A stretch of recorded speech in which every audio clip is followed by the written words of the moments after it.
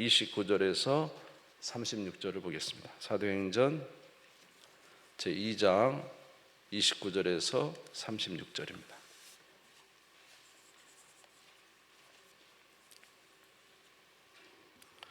사도행전 제2장 29절에서 36절.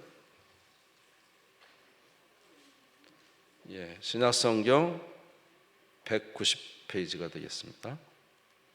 사도행전 제2장 29절에서 36절 찾으신 줄 알고 봉독하겠습니다. 형제들아, 내가 조상 다윗에 대하여 담대히 말할 수 있노니 다윗이 죽어 장사되어 그 묘가 오늘까지 우리 중에 있도다. 그는 선지자라 하나님이 이미 맹세하사 그 자손 중에서 한 사람을 그 위에 앉게 하리라 하심을 알고 미리 본고로 그리스도의 부활을 말하되 그가 음부에 버림이 되지 않고 그의 육신이 썩음을 당하지 아니하시리라 하더니 이 예수를 하나님이 살리신지라 우리가 다 이 일의 증인이로다. 하나님이 오른손으로 예수를 높이시며 그가 약속하신 성령을 아버지께 받아서 너희가 보고 듣는 이것을 부어 주셨느니라. 다윗은 하늘에 올라가지 못하였으나 친히 말하 이르되 주께서 내 주에게 말씀하시기를 내가 내 원수로 내 발등상이 되게 하기까지 너는 내 우편에 앉아있으라 하셨도다 하였으니 그런즉 이스라엘 온 집은 확실히 알지니 너희가 십자가에 못 박은 이 예수를 하나님이 주와 그리스도가 되게 하셨느니라 하니라. 아멘. 우리가 이제 매번 성령 강림절을 이제 1년에 한 차례씩 우리가 절기로 지키고 있습니다. 성령 강림은 여러분이 잘 아시는 대로 우리 주 예수 그리스도의 은혜로 말미암아 성령께서 2000년 전에 이제 이 땅에 강림하신 사건입니다. 사도행전 2장에 특별히 성령 강림의 사건이 나와 있는데 이 사건이 도대체 우리에게 무엇을 말해주는가라는 것입니다. 성령 강림의 사건은 1차적으로 분명히 우리 특별하게 가시적으로 나타나 있습니다. 사도행전 2장 1절에서 4절 말씀 보면은 오순절날이 이미 이름에 그들이 다 한 곳에 모였더니 호련히 하늘로부터 급하고 강한 바람 같은 소리가 있어 그들이 앉은 온 집에 가득하며 마치 불의 혀처럼 갈라지는 것들이 그들에게 보여 각 사람에게 하나씩 임하여 있더니 그들이 다 성령의 충만함을 받고 성령이 말하게 하심을 따라 다른 언어들로 말하기를 시작하니라. 다시 한번 우리 읽을까요? 2장 1절에 4절 같이 한번 읽읍시다. 시작. 오순절 날이 이미 이름에 그들이 다 같이 한 곳에 모였더니 호련히 하늘로부터 급하고 강한 바람 같은 소리가 있어 그들이 앉은 온 집에 가득하며 마치 불의 혀처럼 갈라지는 것들이 그들에게 보여 각 사람 위에 하나씩 임하여 있더니 그들이 다 성령의 충만함을 받고 성령이 말하게 하심을 따라 다른 언어들로 말하기를 시작하니라. 아멘. 이제 여러분 성령 강림절을 맞아 이 본문을 여러분들이 들으셨습니다. 이 성령 강림은 첫 번째로 우리가 알 수 있는 것은 이제 성령이 강림하실 때 가시적으로 볼 수 있도록 느끼도록 임하셨다는 것이죠. 그래서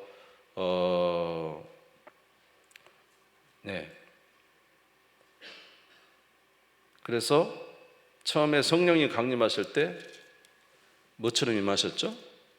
바람처럼 호련히 하늘로부터 급하고 강한 바람 같은 소리가 있었다. 이 바람, 급하고 강한 바람처럼 임하셨어요. 소리가 급하고 강한 바람 같은 소리가 귀에 들리고요. 그 다음에 보니까 각 사람 머리에 뭐가 있어요? 불의 혀처럼 성령이 임하였었다. 그러니까 이제 모든 사람들이 그 성령의 임하심을 느꼈고 그 다음에 불의 혀처럼 성령이 그 각 사람 머리에 있는 것을 보게 되었다는 것이죠. 그러니까 우리가 일반적으로 성령의 은혜를 받을 때 우리 개인적으로 은혜를 받는데 오늘 사도행전 2장에 나오는 성령 강림은 모든 사람이 알 수 있었어요. 바람처럼 불같이 그들에게 임하는 성령의 역사를 보고 이제 사람들이 놀란 것입니다.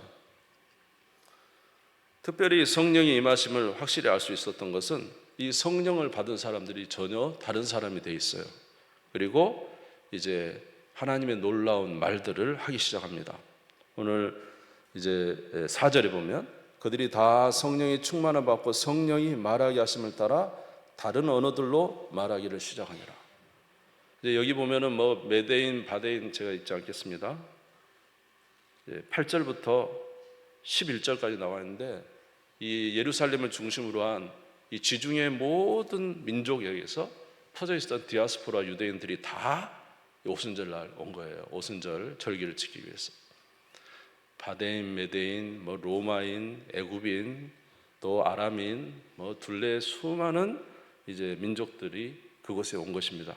그런데 바람같이 성령이 임하시고 불의 혀 같은 것들이 그들의 머리 위에 있고, 그리고 그들이 말을 하기 시작하는데 이 전부 다 갈릴리 사람인데 각각 지역의 말을 하는 거예요. 애굽의 말도 하고 로마의 말도 하고 아람의 말도 하고 메대인, 바데인 다 그들의 각각 지역의 말을 합니다.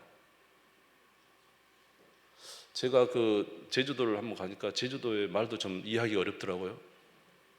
뒤에 제주도 말은 막 이렇게 굴러가잖아요. 그러니까 가까운 제주도도 말이 좀 틀리는데, 여러분 예루살렘을 중심으로 하니 얼마나 유럽에 많은 나라들이 있습니까? 근데 그 나라들 말이 다 틀리잖아요. 그런데 이 갈릴리 사람 어부들이 말을 하는데 각 그 지역의 난곳 방언으로 말을 하는 거예요. 그래서 11절에 보면은 그레데인과 아라비아인들이라 우리가 다 우리의 각 언어로 하나님의 큰 일을 말함을 듣는도다. 각 지역의 언어로 하나님의 역사하시는 말들을 듣게 되었다는 것이죠. 그래서 이게 모든 사람이 다 놀랬다 그랬어요. 자, 우리 성경을 보면서 2장 5절에서 6절 읽겠습니다. 시작. 그때 경건한 유대인들이 천하 각국으로부터 와서 예루살렘에 머물러 있더니 이 소리가 나매 큰 무리가 모여 각각 자기의 방언으로 제자들이 말하는 것을 듣고 소동했어요. 12절에도 보십시오. 12절 13절 2장 다 놀라며 당황하여 서로 이르되 이 어찌된 일이냐. 또 어떤 이들은 조롱하여 이르되 그들이 새술에 취하였도다.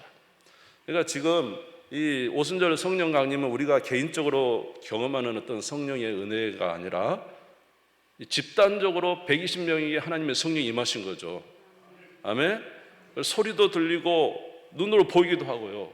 특별히 마을 가운데 하나님께서 그들이 성령의 충만을 받은 사실을 모든 사람이 듣고 놀라게 하는 가시적인 역사라는 거예요. 다시 말해서 성령이 임하신 것입니다.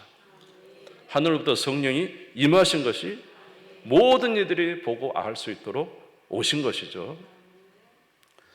그래서 이렇게 말할 때 도대체 이게 무슨 일이냐, 저들이 새술에 취한 거 아니냐 하면서 당황하고 놀라면서 말을 했을 때 드디어 이 성령 강림에 대해서 베드로가 말을 하기 시작합니다.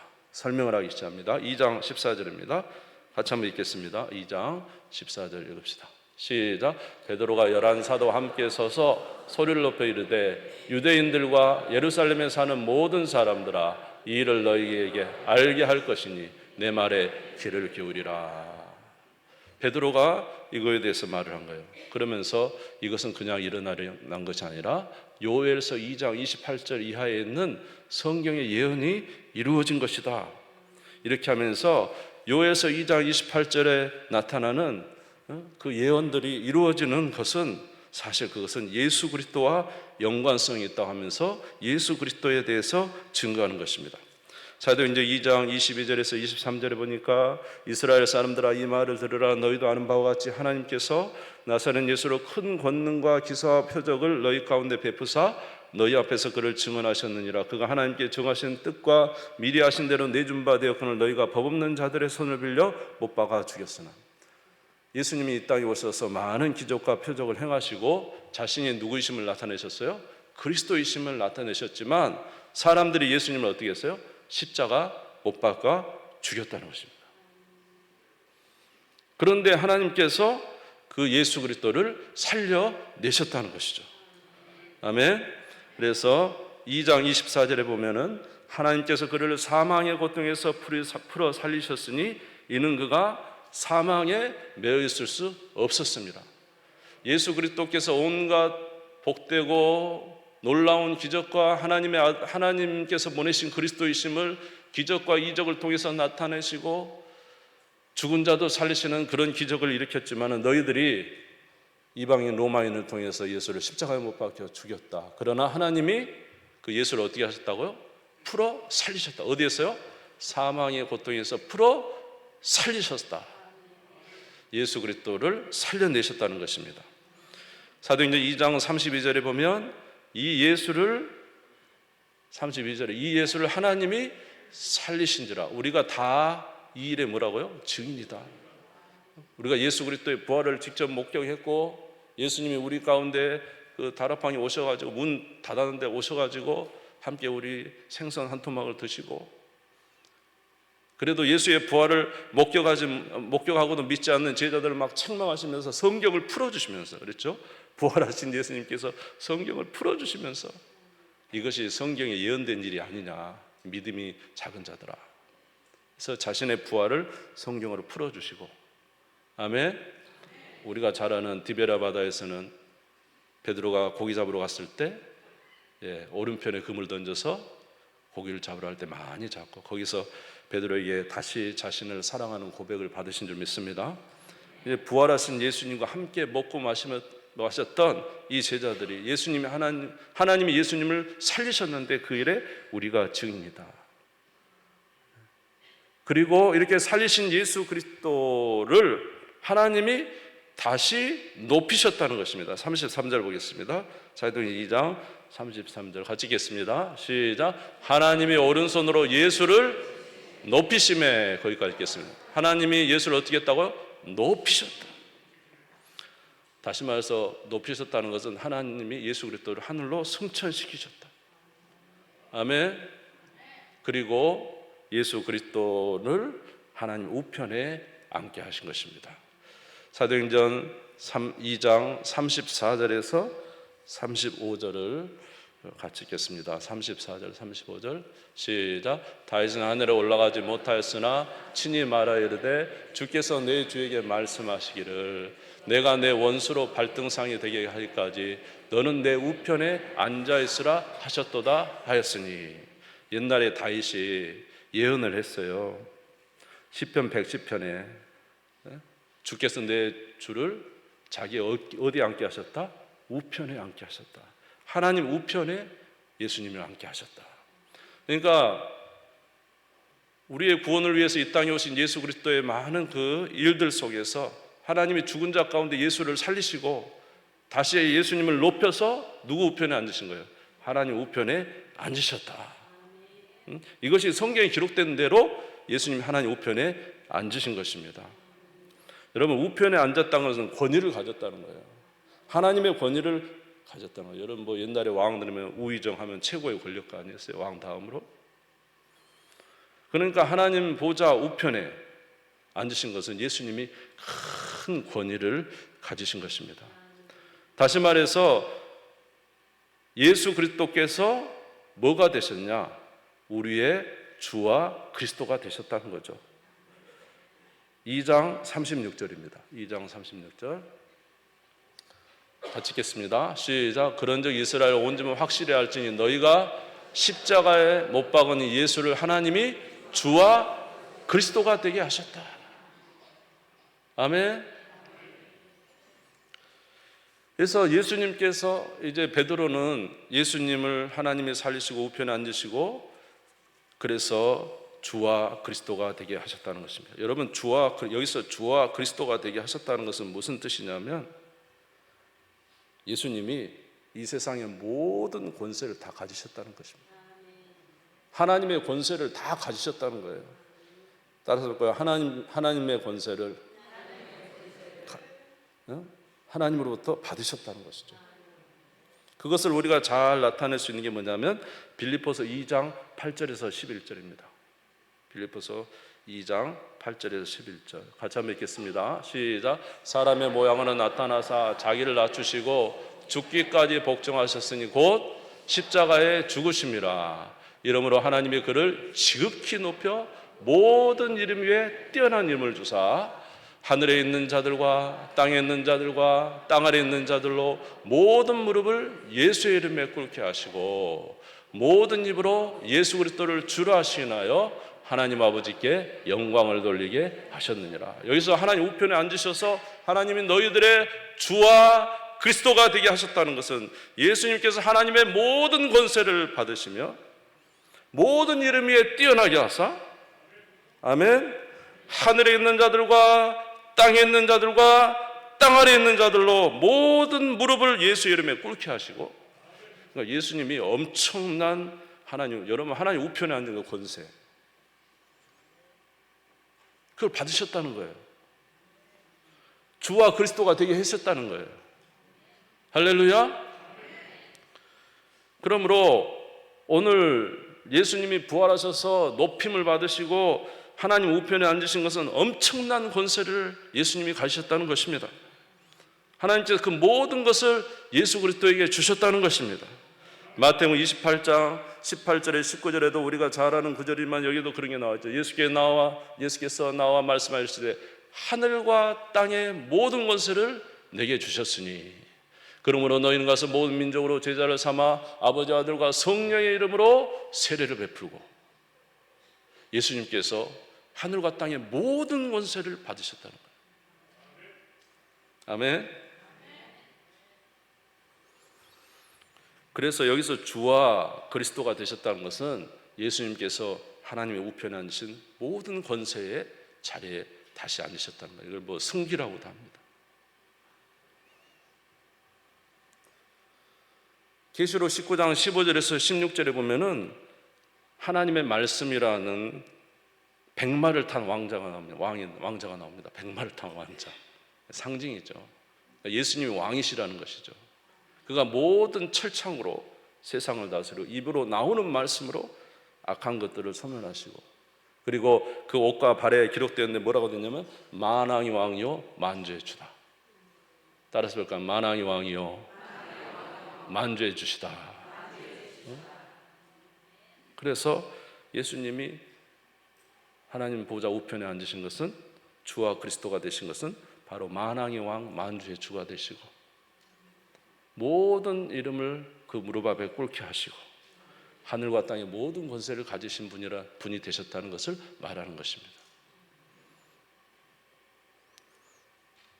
그래서 하나님은 예수 그리스도에게 모든 권한을 주시면서 요한복음 5장 22절에 23절에 보니까 심판의 권한도 예수에게 주셨어요. 같이 읽겠습니다. 시작. 아버지께서 아무도 심판하지 아니하시고 심판을 다 아들에게 맡기셨으니 이는 모든 사람으로 아버지를 공경한 같이 아들을 공경하게 하려 하심이라.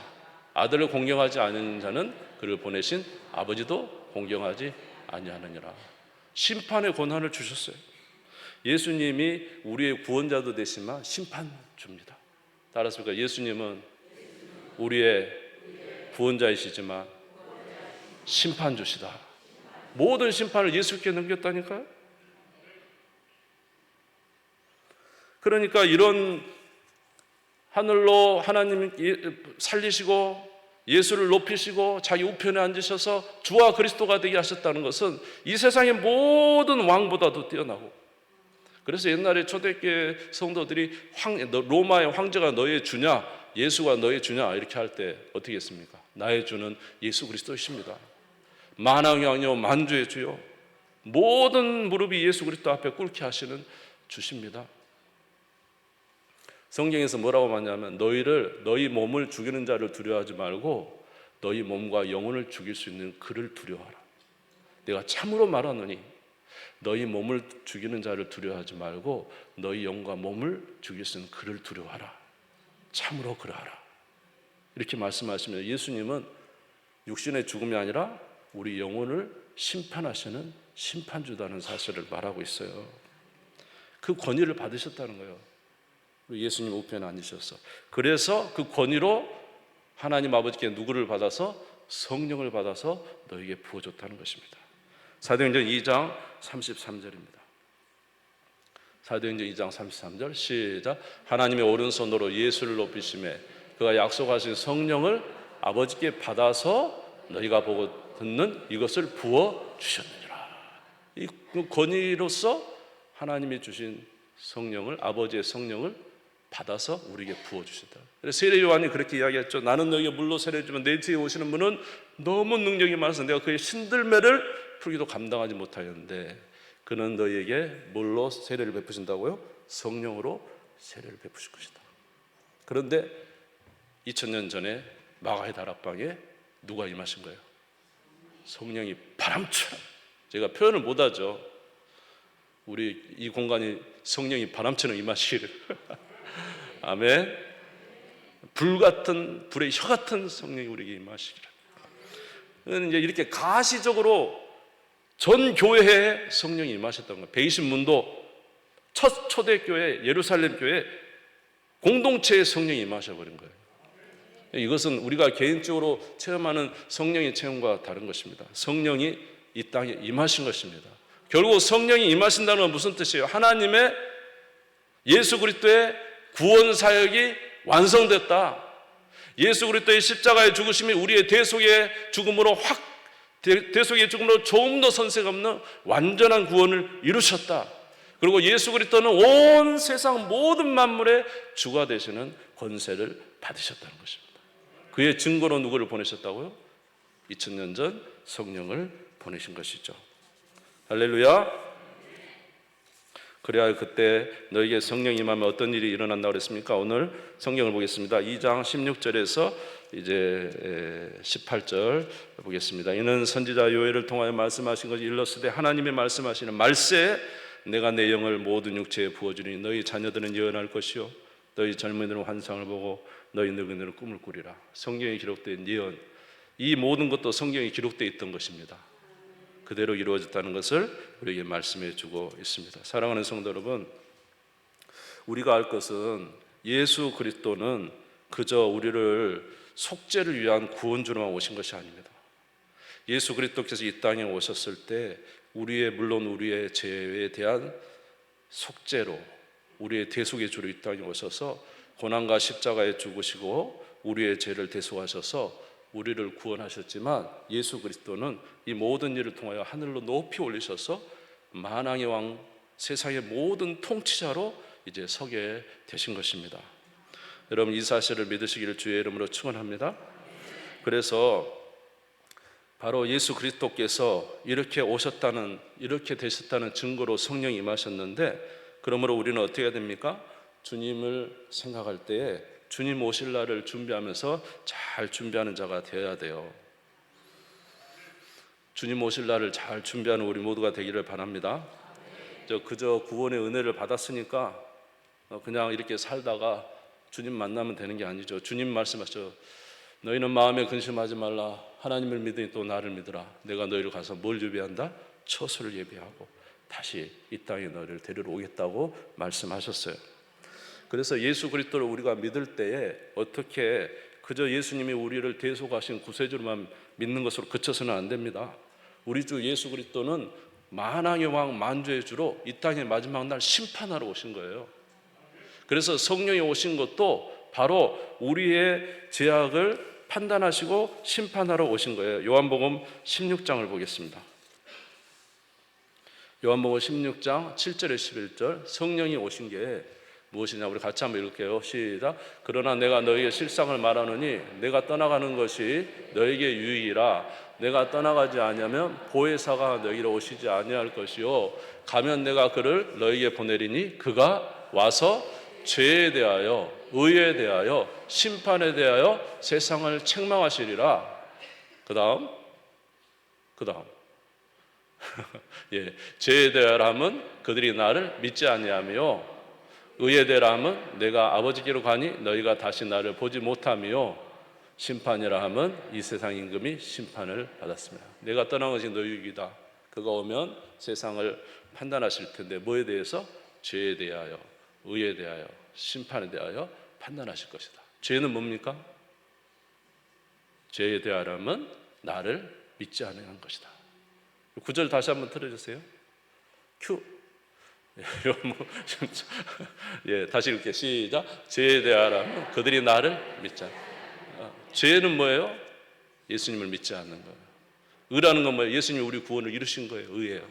심판은 이제는 세상 신이 심판을 받았어요. 누구 때문에? 예수 그리스도의 십자가에서 사단이 이제 멸망을 당한 것입니다. 법적으로. 그래서 성령이 오신 것은 바로 예수 그리스도가 우리의 구세주시요 또 우리의 심판주이시다는 사실을 증거하시는 분이에요. 성령이 오신 것은 이 두 가지 사실을 저와 여러분이 꼭 기억해야 돼요. 성령이 이 땅에 오신 건 죄에 대하여 심판하러 오셨어요. 의에 대해서 알려주시기 위해서였어요. 아멘. 하나님의 심판에 대해서 말씀해 주러 오셨어요. 그래서 우리가 예수 그리스도를 믿을 때 예수님이 우리의 구속주가 되죠. 마지막 날에는 우리를 심판하는 심판주로 오신다는 사실을 잊지 마시고 항상 우리 주 예수 그리스도를 늘 기다릴 때 경건함과 주님을 대한 합당한 모습으로 대하기를 주의 이름으로 축원합니다. 여러분이 대통령을 만날 때 어떻게 만납니까? 대통령이 나쁜 분이고 좋은 분이죠. 그러지만은 어때요? 대통령 만날 때 그냥 만납니까? 옷 다 준비하고 머리도 감고, 그렇죠? 그렇게 만납니다. 우리 기관에 있는 우리 군의 기관장만 만나도 만나는 모습이 틀리고. 그런데 예수님은 어떤 분입니까? 만왕의 왕 만주의 주예요. 이 세상에 그 어떤 것도 예수 앞에 수족을 놀릴 수가 없어요. 그는 심판주예요. 그는 심판하시는 주님이다 이 말이에요. 우리가 예수 그리스도를 믿어 구원의 은혜를 받았지만은 여러분 주님 만날 것을 한번 생각해 보세요. 언젠가 주님 오십니다. 언젠가 주님 오세요. 그때 우리가 주님 만날 때 어떤 모습으로 만나야 돼요? 예수님이 내 대속의 구원을 이루셨으니까 나는 은혜를 받았으니까 난장판으로 살다가 더러운 옷을 입고 주님 앞에 만나야 되겠습니까? 이거는 두려운 일입니다, 여러분. 그렇지 않아요? 온 우주의 통치자를 만나고 우리의 심판주를 만나는 날 우리가 어떻게 해야 되겠어요? 예수 그리스도의 은혜도 그 은혜, 구원의 은혜에 감사하지만 우리의 삶 가운데 항상 경건함과 두려움으로 이 땅을 살아서 주님 만나는 날 주님 앞에 당당히 주님 앞에 기쁨으로 만날 수 있는 자가 되어야 되지 않겠습니까? 아멘. 그래서 디도서 2장 11절에 13절에 보면은 디도서 2장 11절에 13절에 보면 이렇게 하라고 그랬어요. 같이 읽겠습니다. 시작. 모든 사람에게 구원을 주시는 하나님의 은혜가 나타나 우리를 양육하시되 경건하지 않은 것과 이 세상 정욕을 다 버리고 신중함과 의로움과 경건함으로 이 세상에 살고 복스러운 소망과 우리의 크신 하나님 구주 예수 그리스도의 영광이 나타나심을 기다리게 하셨으니. 어떤 자들은 예수 그리스도를 믿을 때 그리스도의 사랑을 너무너무 많이 느낀대요. 그러나 또 우리 반면 우리 그리스도는 심판주고 만왕의 왕이십니다. 우리가 그 앞에 나갈 때 두려움과 떨림으로 가야 돼요.